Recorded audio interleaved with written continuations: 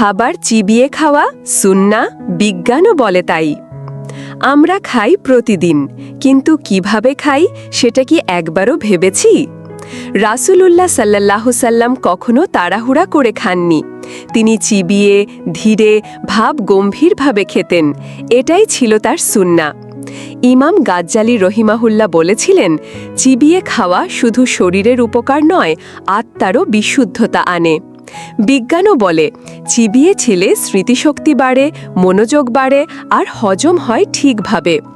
তাড়াহুড়া করে খাওয়াটা শুধু একটা বদঅভ্যাস নয়, এটা আমাদের নাফসের প্রতিফলন, আর ধীরে চিবিয়ে খাওয়াটা আত্মসংযম।